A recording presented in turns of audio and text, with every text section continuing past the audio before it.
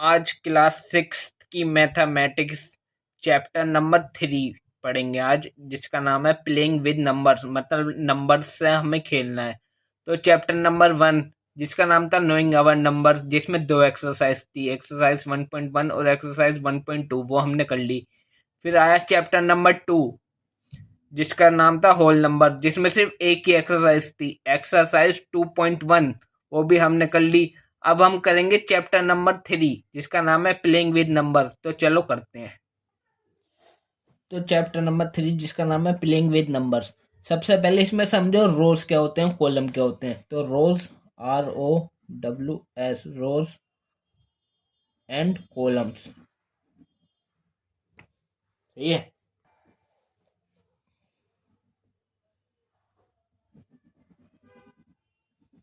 Rose and column, तो जो इस तरह लिखा जाए, इधर से ऐसे, ये एक रो, दूसरी रो, तीसरी रो, चौथी रो, ये होते हैं रो।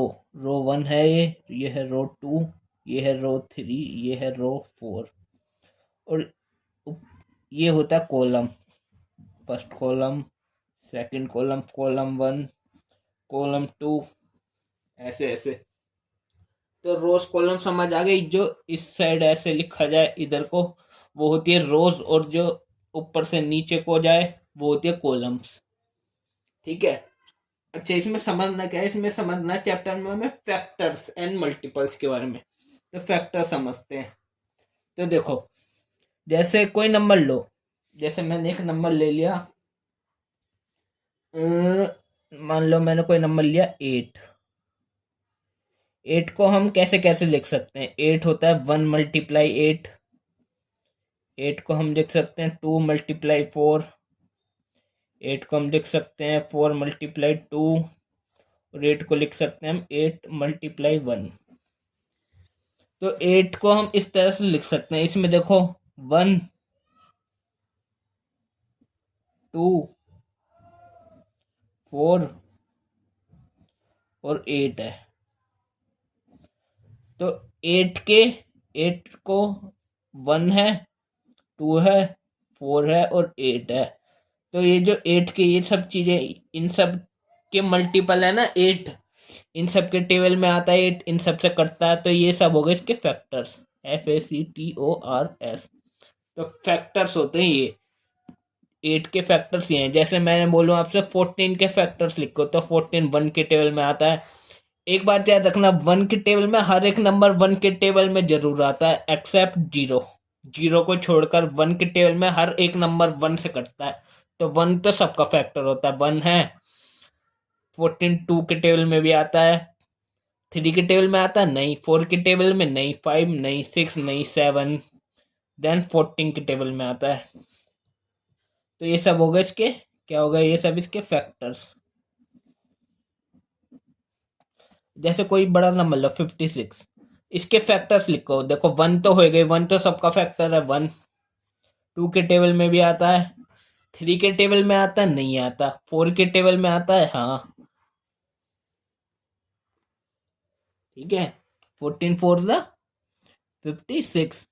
फिर 5 के टेबल में नहीं आता, 6 में नहीं आता, 7 में आता है, 7 8 ज़ा 56, 8 7 ज़ा 56, 9 में नहीं आता, 10 में नहीं आता, 11 में नहीं आता, 12 13 में आता है नहीं आता, 14 में आता है हाँ, 14 4 आर 56, 15 में नहीं आता, 16 में नहीं आता, 17 18 19 20 21 नहीं, 22 नहीं, 23 में आता है क्या, नहीं, 24 में भी नहीं आता, 25 में भी नहीं आता,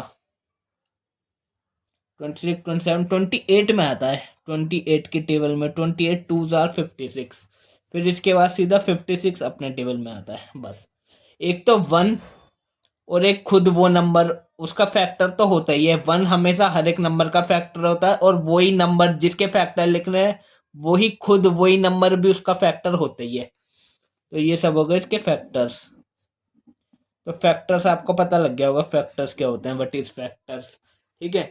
तो ये फैक्टर्स होते हैं। इसके बाद बात करते हैं मल्टीपल्स। जैसे मैंने कोई नंबर लिया, जैसे 2 लिया, एक लिया 7, मैंने 2 का टेबल लिखना चालू किया यहाँ से। 2 1 ज़ा 2, 2 2 ज़ा 4, 2 3 ज़ा 6, ऐसा आएगा 8, फिर 10, 12, 14। अब 7 का टेबल लिखा, 7 1 ज़ा 7, 7 2 ज़ा 14। तो देखो 14 इधर भी है और इसमें भी है, तो मतलब 14 2 और 7 दोनों का मल्टीपल है 14। ये हम इस साइड से भी कह सकते हैं कि 8 के फैक्टर ये सब है, तो ये इन सब का मल्टीपल 8 है, ये भी कह सकते हैं कि 56 के ये सब फैक्टर हैं, ये सब फैक्टर है, और इन सब फैक्टरों का मल्टीपल क्या है 56। इधर से इधर कहना हो तो मल्टीपल, और इधर से इधर कहना हो तो फैक्टर्स। क्या है ये 14 2 और 7 का मल्टीपल है। 14 is the multiple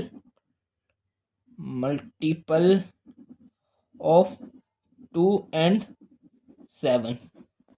I hope आपको फैक्टर्स और मल्टीपल का पता लग गया होगा क्या क्या होता है फैक्टर्स और मल्टीपल्स के बारे में। ठीक है, और एक डिवीजन वाला, जैसे कोई नंबर लिया, जैसे मैंने 14, मान लो मैंने इसे डिवाइड किया 2 से, तो 2 7 ज़ा 14, कट गया सब, 0 आ गया। तो जो अंदर है, अंदर क्या है 14, 14 जो अंदर होता है ना, अंदर डिब्बे में, जो डिब्बे जिसको डिवाइड कर रहे हैं उसको बोलते हैं डिविडेंड।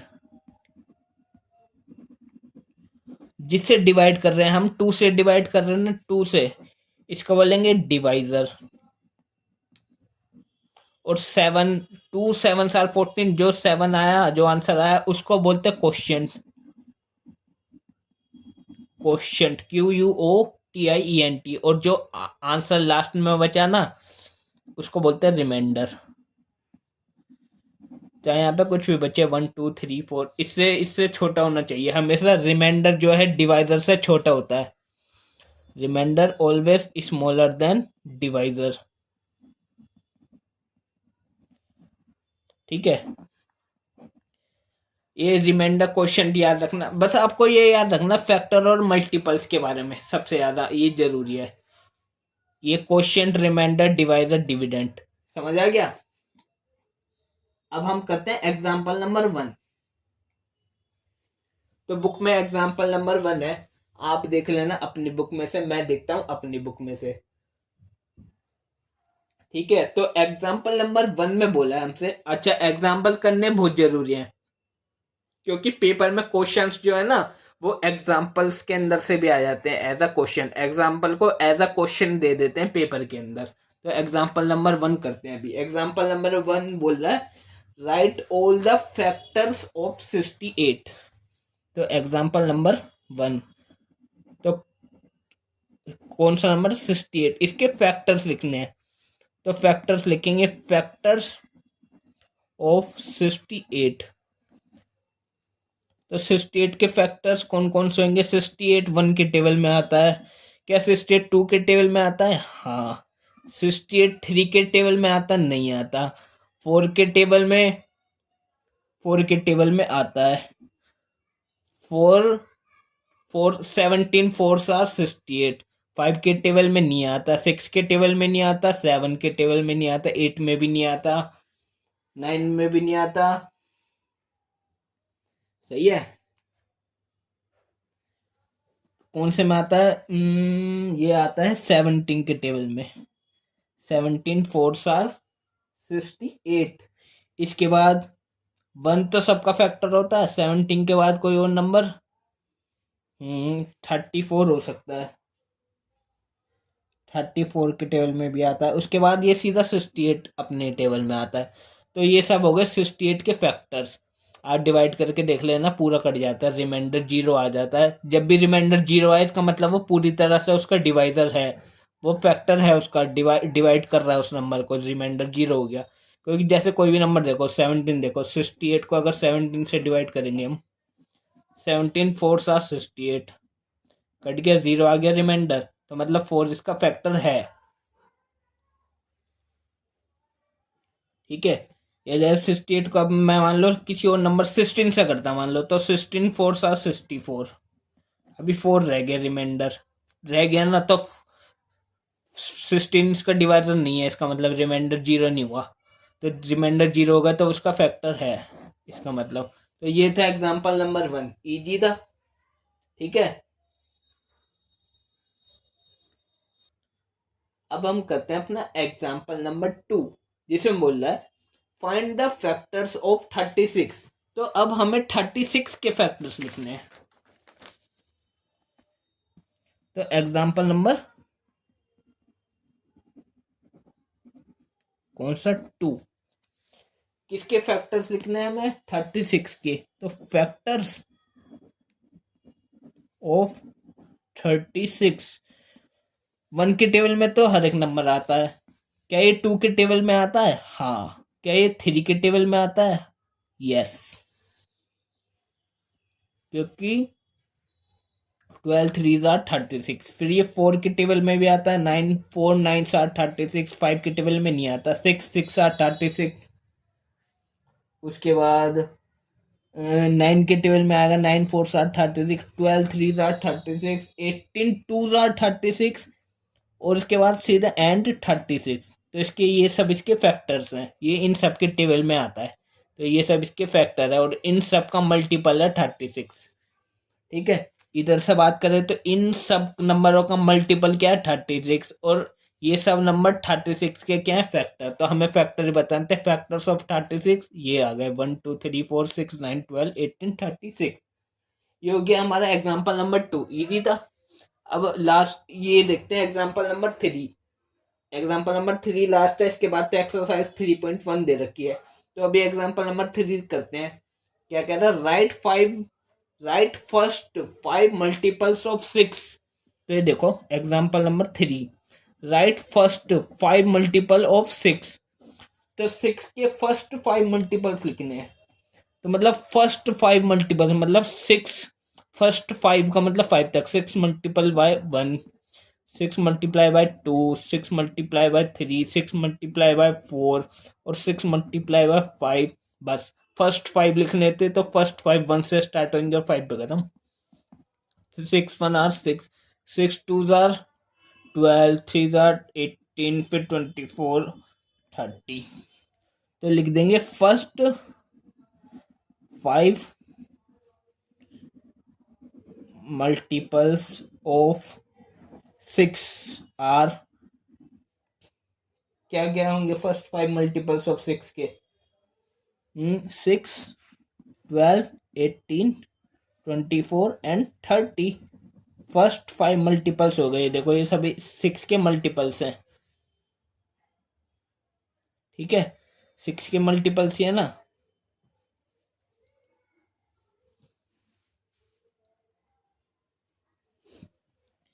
मतलब मल्टीपल्स वो होते हैं, जैसे कोई भी नंबर दिया, जैसे 4 का मल्टीपल क्या होगा, इसके आगे का नंबर जो इसके टेबल में है, 4 2 8, फिर 12 16 20, ऐसे ही चलता जाएगा अप टू इन्फिनिटी तक रहता है। ठीक है, क्योंकि बहुत दूर तक चलता जाएगा, इनफाइनाइट होता है, अनंत है, उसका अंत ही नहीं होता, वो अनंत होता है। ठीक है, इन्फिनिटी रहता है। बट फैक्टर्स जो होते हैं वो फाइनाइट होते हैं, FINITE, मतलब वो गिने चुने होते हैं, उनको हम गिन सकते हैं कि इतने फैक्टर होंगे, इतने होंगे। बट मल्टीपल्स इनफाइनाइट होते हैं, इनफाइनाइट, उनको हम गिन नहीं सकते, वो इनफाइनाइट होते हैं। बट फैक्टर्स को हम गिन सकते हैं, वो फाइनाइट होते हैं। तो ये था हमारा एग्जाम्पल नंबर 3। बस अब नेक्स्ट वीडियो में हम करेंगे एक्सरसाइज 3.1।